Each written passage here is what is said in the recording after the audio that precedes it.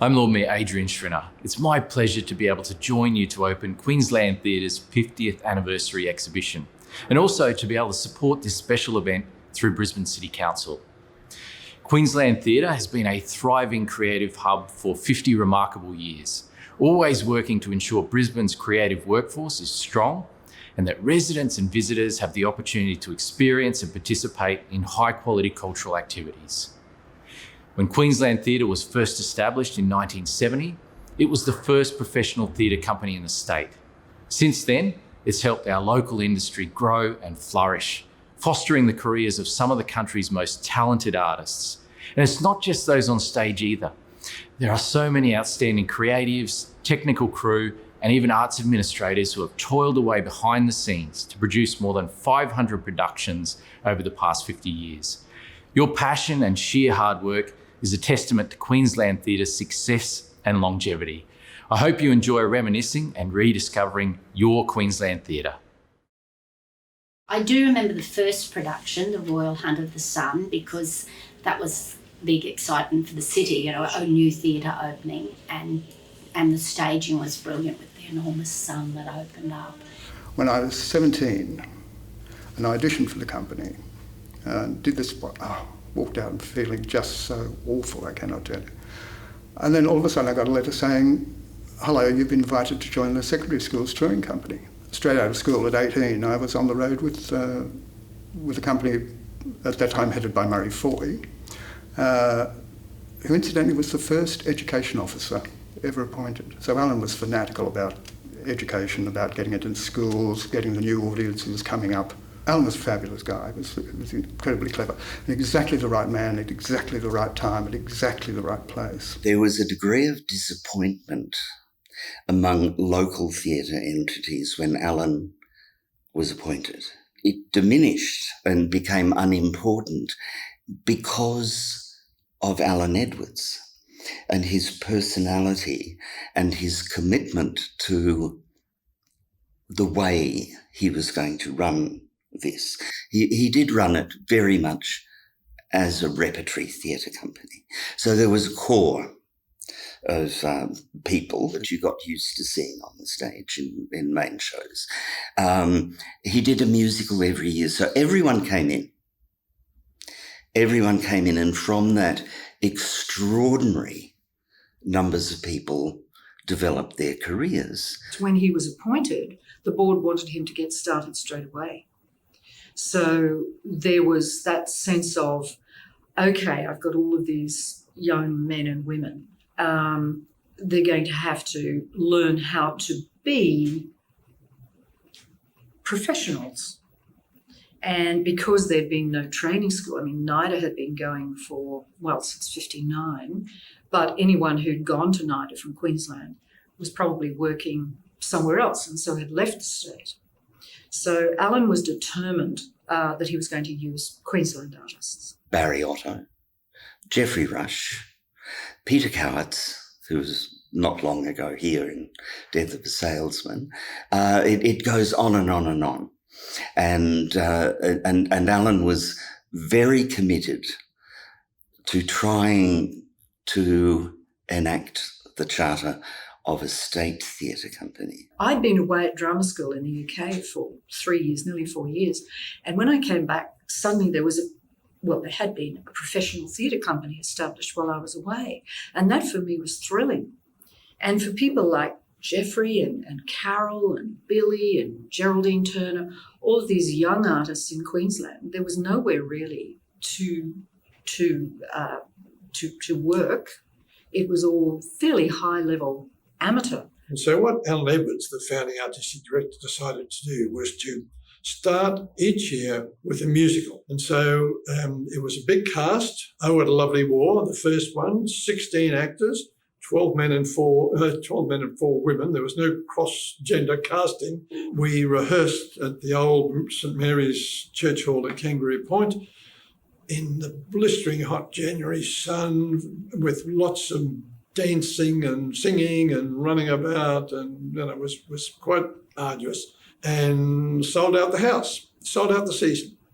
And the theatre manager got very excited and came round backstage before one show and said, "We put the house full sign up for the first ever time."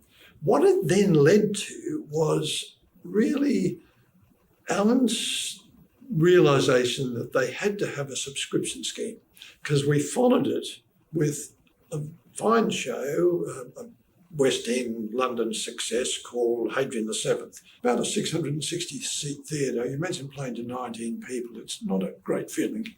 So it went from highs to lows, and it was like that, very volatile. It was about 2 years later, I think, Alan set up the first subscription scheme, which attracted a loyal following, people who liked theatre and were willing to give it a go, and it gave them that extra incentive to come out on a stormy night or a hot night. And then I think the company really got going after that. Really, the one that I remember as, and I like to think of as my main stage real debut, was Juno and the Paycock. Joe directed. Joe, being a Dubliner, decided that he would have to coach us in a Dublin accent so that we could be authentic, which he did. And in those days, I don't know if it still happens, but they had a company preview or during the final rehearsals. So all of the company came in to watch it. And at the end, Gillian Core, who was the executive secretary at the time to Alan, said, "Well, it's beautiful. I love it, but I couldn't understand a word she said because the dialects were so thick. So we had to thin the soup of the dialect for opening night in a hurry. But that was wonderful. I really enjoyed that one. But I also wrote and directed another touring show, which was very different from taking a main stage show out. It was a pub show, and it was called The Aussie Battler. There is a duel, and this duel was terribly controversial. The duel involved shaken cans of XXXX. This is not highbrow stuff. It performed in pubs for like a 6-week tour. But the premiere or the pre-tour tryout was in the Melbourne Hotel in West End. And it was a riot. It was one of those nights that you went home thinking, this is grand. Then I get a call at 7:30 in the morning from Gil Core, who was the administrative officer at the time. "Robert," she said in her husky voice, "they hated it," which was the Arts Council. And and it was the duel, the controversial duel. So a rehearsal was called, and the associate director, Joe McCollum, was called to review the production, at the end of which he said, "There's nothing wrong with this play," and walked out. So it went on tour. One that sticks in my mind is a production of St. Joan that we did in 77. It was directed by Joe McCollum, and I played Joan, and it was wonderful, fabulous, really challenging role, and one that I love doing. But it's memorable for me simply because I was then married for 3 years to Murray Foy, and we'd been hoping that we would have a baby, and so far, nothing. So 3 years down the track, no baby. Well, I think St. Joan had something to do with the fact that I got pregnant during that production. So I've never forgotten that one, because that's how Edward came to live with us. Settling in Brisbane and moving into a house, a neighbour asked me if I was interested in a job at the Queensland Theatre Company. They were looking for a wage clerk. And because I had had a little dabble in office work when I left school. I left school at 15. I said, I think I could do that. So in I came and met with June Craw and was given the job as a 2-day-a-week wage clerk. Midsummer Night's Dream, which was the first of the Shakespeares in the Park. It was the first time I think that the company had ever worked with the Symphony Orchestra, Queensland Ballet, the Queensland Opera, and the full company. In 1981, and I was in the production of As You Like It. It's particularly memorable to me because I was one of 4 or 5 actors who had to sort of manhandle animals in the show. Because I was playing the part of the shepherd, I had the job of moving the ram that was tethered in a particular location. Only at that time of the year, the ram liked to rub itself up against anybody who wasn't anywhere near it. As You Like It in Albert Park with Carol Byrne playing the role. And previous to that, I'd only seen her as Frankie in Prisoner, and I just hated that show. I just didn't appreciate it at all, and I thought I couldn't understand how somebody playing that character could do a Shakespearean play. Well, that production was a revelation. It had everything. And honestly, the piglet was a dead ringer for my new baby who had a bit battered delivery. So it was, the whole night was sort of, my whole life had changed. And this production was there. It was a beautiful night, fresh and open and live and vibrant. And I've never forgotten that production. See how gorgeous? This is us and we're our naked bodies. And unfortunately, this is Paul now. Yeah, but Paul and I started with the theatre Experience Week. No, Queensland Youth Ensemble, which was it was called the Queensland Youth Theatre then, which was the youth theatre arm, which is like your youth ensemble today. Yeah. We started when we were both 14, so that was literally 38 years ago. We had wonderful drama teachers. I went to McGregor State High School. It was a big school. We had a theatre excellence kind of program, and they signed us all up for student passports. And I've got 2 here actually, and these are just gorgeous. And they had all of the plays for the year in them, because I saw all of these plays, and this was just 2 years of them, the ones that I could find. Salonika, Insignificance, they were just lovely. Sally Mackenzie, yes. She had to drop out the last 2 weeks of Seven Little Australians. Yes. So I had to learn the stuff, and it was leaping around and doing all sorts of stuff and having this horrible duck or goose, whatever it was, and it decided it really loved me, and it kept biting my arm. The next show I did for the company was the M play. I played Lady Macbeth in the company's 1985 production. It wasn't a production that was greatly received by the critics. However, it remains in my memory for a reason outside of the play. During the rehearsal and the performance, I was breastfeeding my youngest daughter. Now, breastfeeding in the workplace is de rigueur, fairly normal these days, but back then in 1985 it was a fairly progressive thing for the company to allow. So every interval, Lucy would be breastfed in the rehearsal, in the dressing room. And so those lines of Lady Macbeth, I have given suck and know how tender 'tis to love the babe that milks me, had extra relevance. Few words, Aubrey Mellor as the second artistic director of the company following Alan Edwards. After 21 years, a sort of bamboo curtain had come down, and the country had lost touch with what was happening in Queensland. So I was keen to remedy that. So we did a lot of work to put Queensland actors and Queensland designers on the map, on the national map, and we brought in best directors from other states, and we mingled. And so we soon got a name because we did national tours. David Williamson had moved to Queensland, and I was very keen to claim him as a Queensland playwright. And so we began to do the new David Williamson play every year, and we then, of course, had a national tour. So we toured nationally every year with a new Williamson play.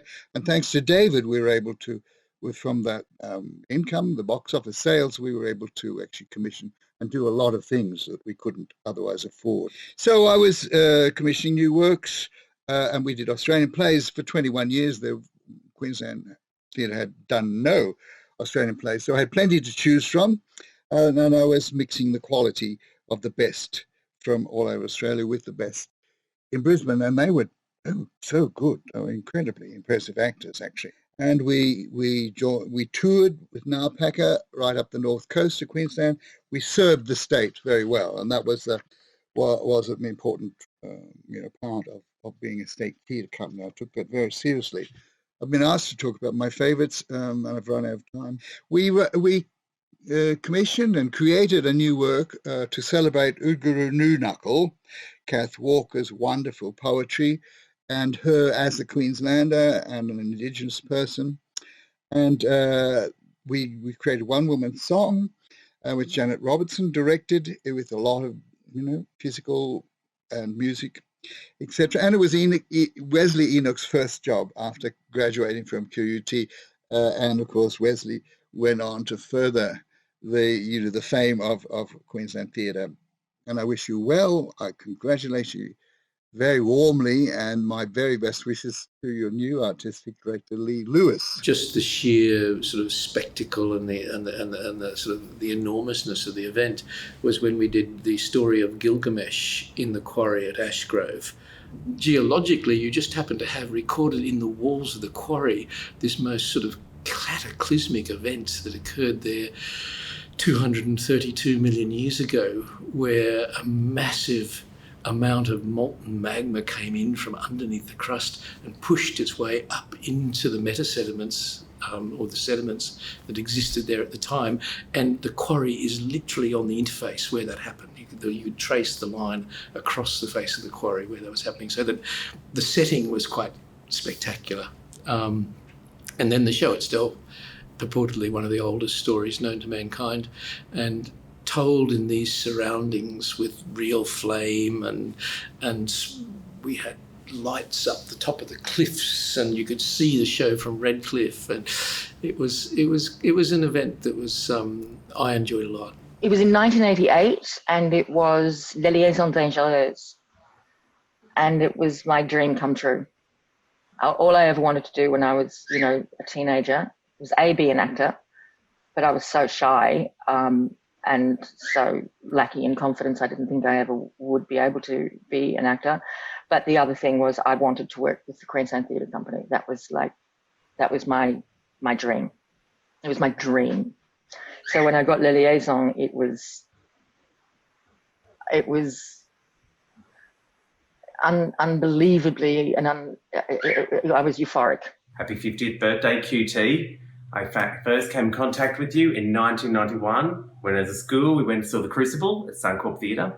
What I loved about that theatre is how you could hear the trains going through Central Station during shows, during the performances. Then in Hotel Sorrento in 1992, from then on, I've been lucky enough to see every single show you've put in every season, even including I worked my honeymoon around The Memory of Water in 2005 to make sure I didn't miss it. I'm very lucky to have an understanding wife. Not in the industry, never have been, just an audience member. But I used to love going in the early 90s. I'd go to the QTC offices and help them stuff the programs for the next season brochures, for the season launches. Had to marry up the subscriber list with the brochures. It was also a way of me to secretly get to have a look at what was coming up the next year. So all the very best. Crazy year, hopefully. Soon you'll be able to have a good celebration of a good 50th birthday. One of the most extraordinary phases that we were definitely part of is after we'd spent quite a bit of time almost as apprentices, but really getting a level of mastery at a young age, was a culmination of a production when Gail Edwards came up and directed a production of The Chagrin, which was by Dion Boucicault, who had been a theatrical impresario back in the 1800s and had travelled around Australia with great success. And we did a production of The Chagrin, which was an Irish classic. And we both had incredibly rich roles. Marcus Graham came up and played a lead role. And it was a time when Sydney was coming up quite a bit. Melbourne and Sydney were crossing over. And this was a production that was a Queensland production. And it was so incredible that when we completed it, there was a bit of a something in the air that it was time for this production and this company to travel. And there'd been a few tours and things previously, but this production wasn't intended to. And then suddenly it became a national tour. Yeah, we took it to Melbourne Sydney and to Theatre Company Sydney. and to Melbourne. And it was a beautiful thing to take a creative, again, Dale Ferguson production, Gail Edwards design. It was Dave a Walters massive, design. he designed this massive rolling Irish mountainside. It was in the middle of a 20 revolt. metre tall, mossy, velvet green hill. And we would run up and down it, and the prisoners would get chased by soldiers in red suits, and Eugene Gilfedder standing on a mountain after having had his heart broken by Annie Luby and saying, "I don't know how to act." And we, of course, every night. Eugene did know how to act. He did know how to act, but he knew how to say that line with great irony. And we had great accents. I remember a passage from it. Con, do you see these flowers? I picked them by the wayside as they came along and I put them in my breast. They're dead already. Killed by the heat of my heart. And we had to embrace this incredible size and largesse. And there was a particular moment at the beginning of Act 2 when I had these words: escaped once more and free. My character had just got out of jail. And both Jonathan Hardy and dear Billy Brown said, you can get an opening, you can get a round of applause with that line. You've got to run from the back, top, upstage prompt, downstage right, and as you do it, you've got to do this inflection: escaped once more and free.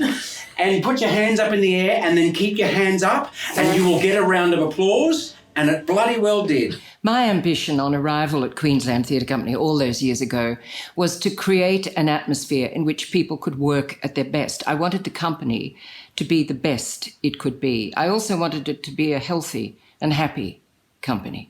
I also wanted to bring back those who'd left Queensland, done well elsewhere, bring them back to celebrate their work in their own hometown.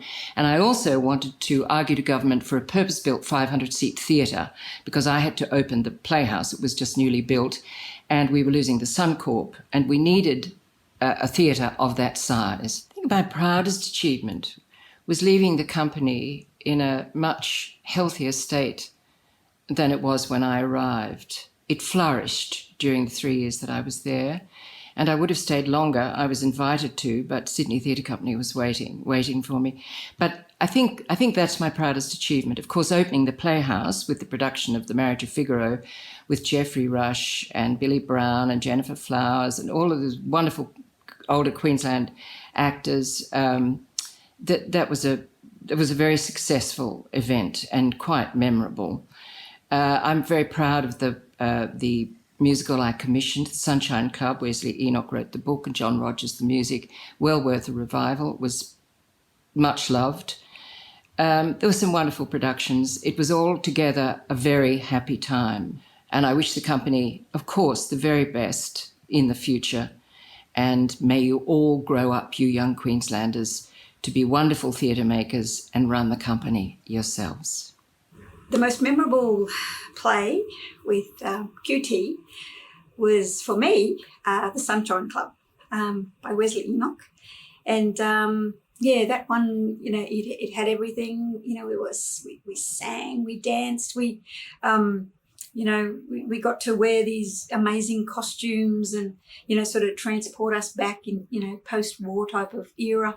And, especially talking about, Indigenous people around that time and, sort of how it affected them and how we could sort of bring those stories to the stage and to life.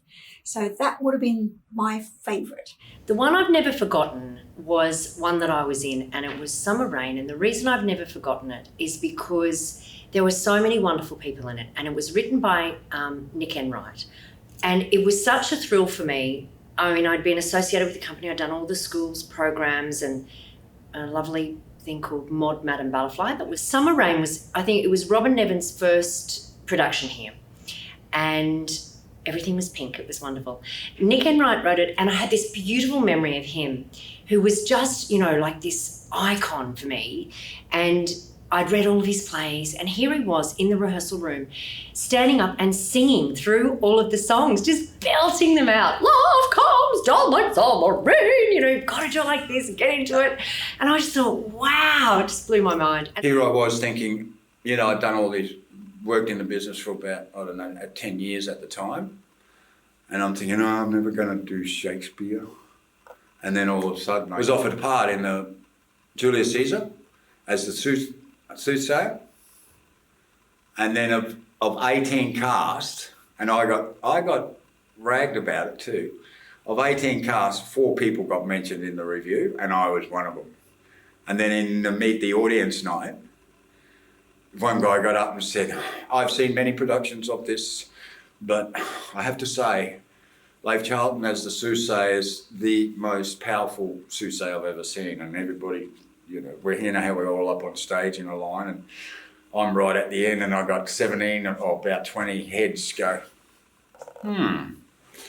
he's only on stage for 5 minutes and gets all this credit. The one that they opened at the Playhouse with. Marriage of Figaro. That's what it was. And they had a brown paper thing, and people put their heads through the brown paper. Yes. It was fun. It was amazing. And then it was so cold. It was the middle of summer, and we were all in our coolest clothes.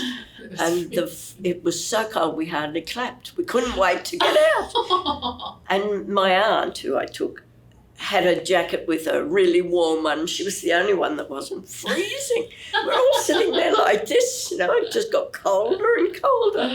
I think the thing I really committed to at the beginning when I started at Queensland Theatre Company, as it used to be called, was to open it up to local artists a lot more than it had been, which meant in a lot of cases taking a lot of risks. I think we did really well. I think we introduced a whole generation of Brisbane and Queensland artists to the main stage at Queensland Theatre Company, which was really exciting, and I think continues to pay benefits today. And the second thing I really wanted to do, which I didn't know at the beginning, was finding a home for the company. A building that was generally known as the ugliest building in Queensland. It was the old Queensland Rail diesel offices.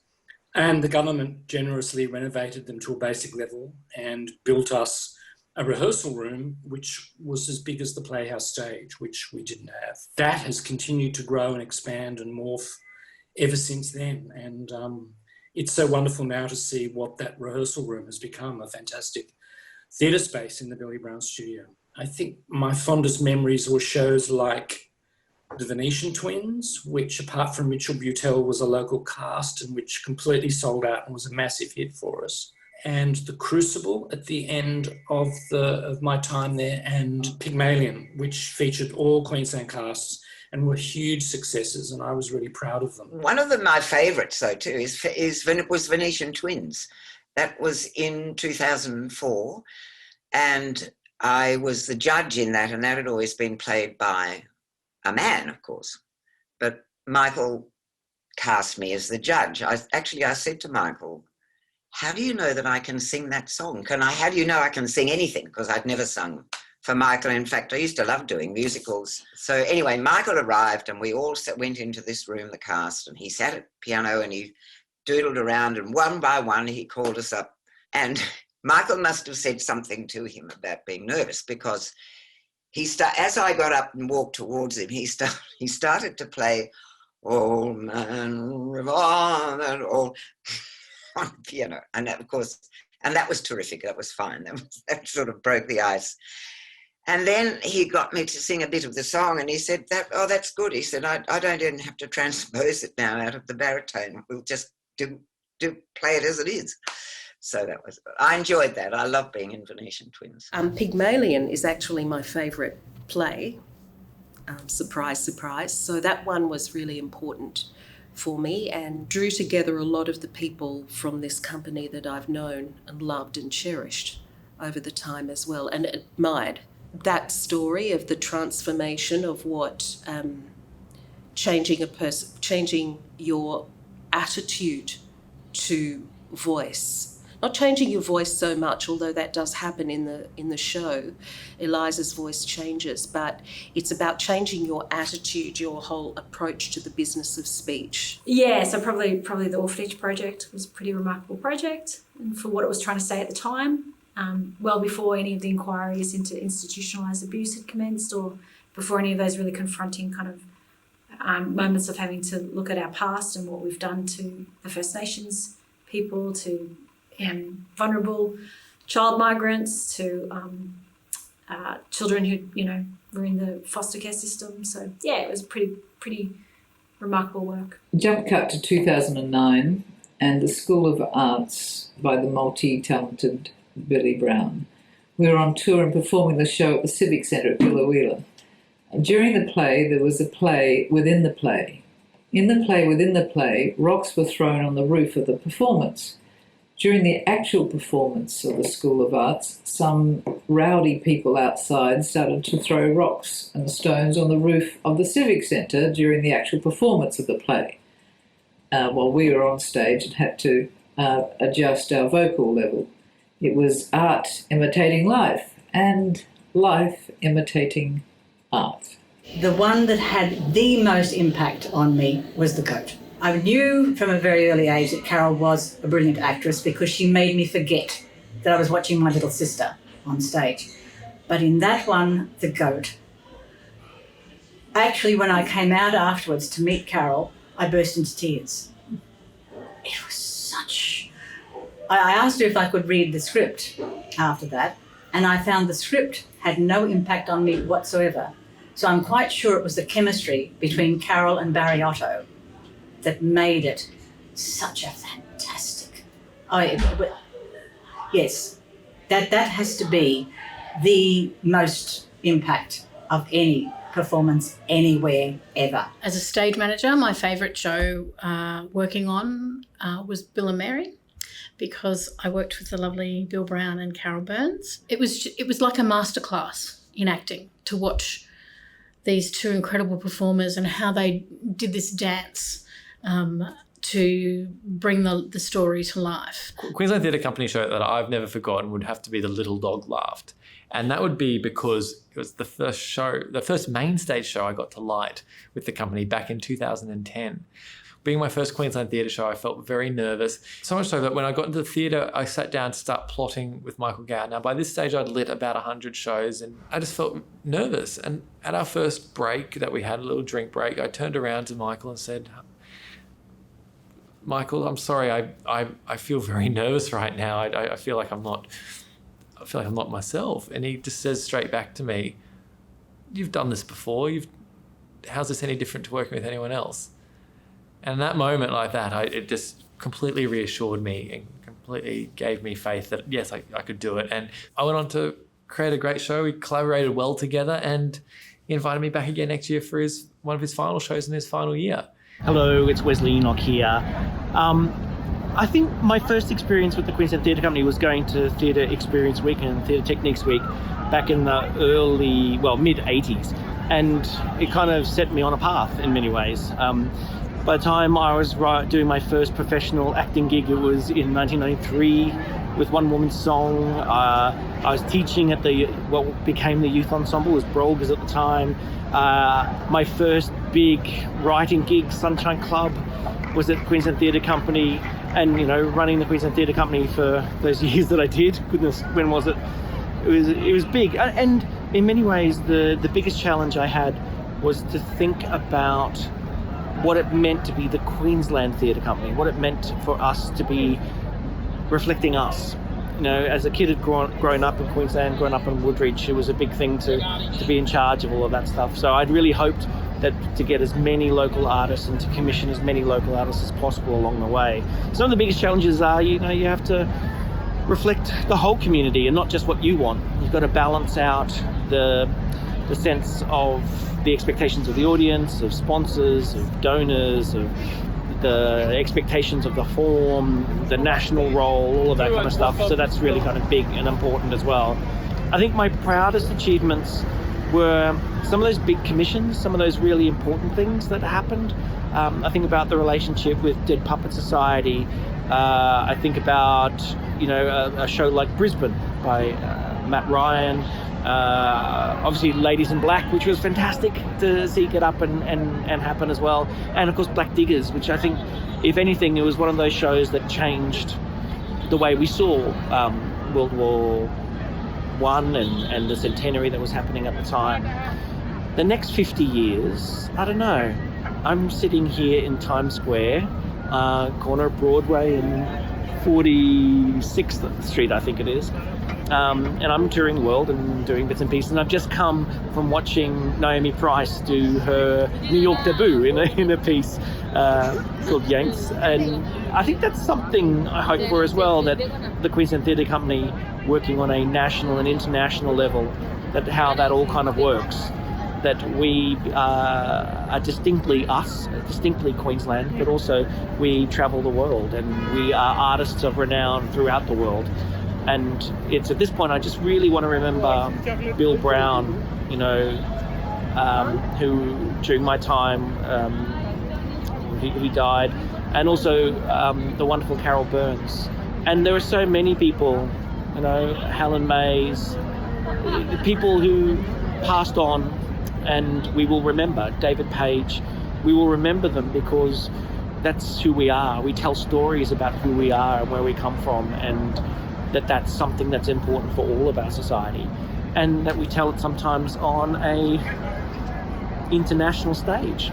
Most memorable production at Queensland Theatre Company was in my second week when the 2011 floods happened. We had to mop out the theatre and mop everything out, mop the mud out basically, and meet the community. Everyone flocked in to help.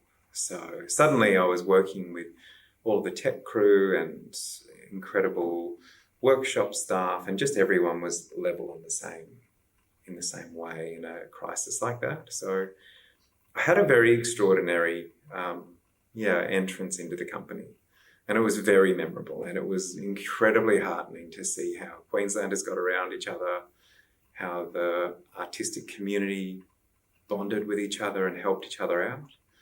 And I've been here all of a blink of an eye, and I'm coordinating volunteer groups, and they're all looking at me going, who are you again? So I met quite a few people that day who I have extended long relationships now. That was 10 years ago. So I had done a general in front of the then AD, Wesley Enoch, because I'm a First Nations person as well as Wesley Enoch is. I hadn't told him at the time that I was a black as well. And then when he dragged me into the rehearsal room to do the audition in 2013, he said, "Hey, why didn't you tell me you were black?" And I said, "Oh, well, look, I didn't want it to matter." Because I guess I was saying to him, I wanted to be judged on my own merits. But he said, "Look, no, being black matters because, well, it's important. And it means I can give you jobs that I can't give to white fellas." And I went, "Okay, fair enough." And then in the callback, he gave me an offer for Mother Courage, and my heart dropped because at the time I was going off on a European holiday and I'd never been to even the Northern Hemisphere before. And I said to him, "Oh, hey, when is it showing?" And he said, "May." And I went, "Oh, look, I've already sunk a few $1,000s into having a trip over to Europe. I'm really sorry, I have to turn you down." And I thought, oh no, I've blown it. I'm never going to work with the company again. He's just going to say, "Oh, this is a guy who'd rather take a holiday than be in a show." And I went off and had my holiday, and it was a really enriching experience. And I love Europe and I want to go back there. And then a few months later, he got me in to audition for Black Diggers, and I got the job. So he wasn't lying. He kept me on his radar. Black Diggers, 60 short scenes of remembering. And it was 60 scenes in 90 minutes. And as it was being built on the floor in rehearsals and things like that, scenes would swap orders. So you come in the next day and everything's shuffled around to try a new sequence and things like that. Which when you're doing an existing show where it's A to B, and you kind of map out the pathway. It's a very different thing doing a new work like that, where changing the tension of one scene leading into another thing, how do you get between those, becomes a really important part of making sure the light and sounds are all fitting together and actually making the sonography make sense for what they're doing. I remember sitting in the drama theatre at the Opera House, and everyone had been smoked. There was a smoking ceremony outside to get in. And there was the Premier of New South Wales, I think the Governor of New South Wales, and the Governor of Queensland, and the Lord Mayor of Sydney, before all of the other, VIPs and other people. So it was an amazing event in terms of who was there, who was actually saying this is an important piece of theatre. Probably has been Ladies in Black. I think it's because it took us 3 years to actually cast and get that up on stage. So it was a long, slow burn. And then the final product was so enlightening and joyful, and it was a show that I was incredibly proud of.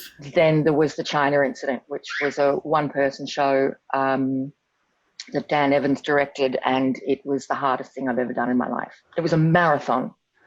I was actually looking at the script the other day and reading it again out loud and just going, wow, I could probably still do this. We drilled it and drilled it and drilled it and drilled it and drilled it. It was, and Hugh Parker was doing a one-person show on the same night, so it was a turnaround. So it was 2 one-person shows, and he and I used to. Sometimes we just used to sit and stare into space. We'd go to the green room at QPAC for dinner and just sit and stare into space. My time with not only the Young Artist Ensemble program has given me so much knowledge and actually belief in myself that I can really do this and do this professionally. And I have. I've been able to keep my relationship with the company by doing creative developments. I'm working professionally, even just if any off chance I can continue learning by watching, being a teacher observation has been a wonderful gift. I was lucky enough to inherit the company from Wesley and Sue in a really lovely shape.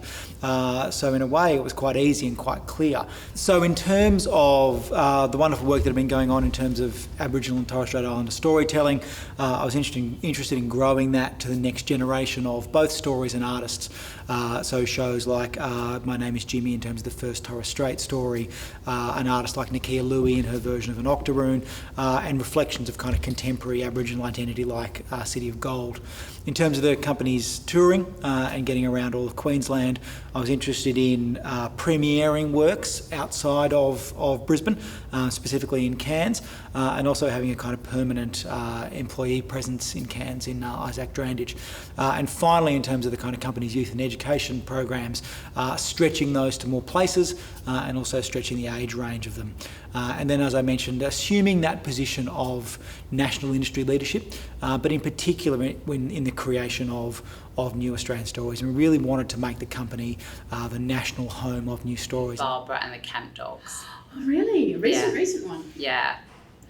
That was, I would say, the first show I have ever literally just stood up at the end and given a standing ovation. It just took me in. There was something about that show. I can't really tell you what it was, but there was just something from the start that I was on the edge of my seat. It just, I suppose, just took everything in, just really touched my heart. And then at the end, it was just natural to just stand up and not want it to end. The Longest Minute, a story about the North Queensland Cowboys, pretty much had full houses every night for 50-something performances. It was in the Scenes Project, and I hadn't done one of those before, and I absolutely loved it. And it was written by Dan Evans and directed by Travis Dowling. So I got to play all sorts of characters that I would never be asked to play in a million years. I mean, I played a 15-year-old teenager, and I loved it. I just loved her. You just let your hair down, and an old lady, and a young boy, and various all sorts of things. And it was just wonderful watching these kids be so creative, and what their teachers had done with them, and what the students themselves had pushed the teachers to do, or vice versa. It was just a joyous thing. It was wonderful. It was tiring because I wasn't that young. And it was tiring, but by gosh, I enjoyed it. It was a thrilling thing to do. Jasper Jones, we loved. Loved it so much that Claire, for the last 2 our winters, American summers, has been at the American Academy of Dramatic Arts. So I wanted to take a gift over for Mr. Landfield, the director of the program there. So I thought, Jasper Jones, because we had only seen it a couple of years prior. I thought, that's it. So I went and brought him the book. And gave it to him as a thank you gift. And he took it away on his holidays this last summer and got back to me and said, loved it. Only book I read all summer, and just wonderful coming of age story.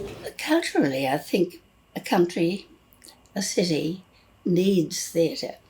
And individually we need it. I would say, looking back, is how much richer my life has been in Brisbane because of Queensland Theatre Company. The company was very much my alma mater.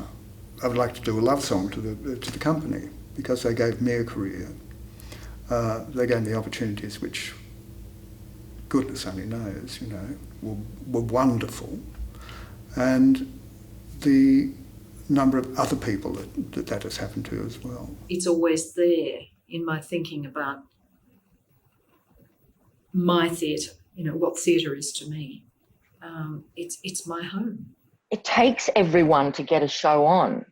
It's not just one section or one department, and it takes everyone to get a show onto that stage. How it affects so many people, whether they're on stage or in the audience.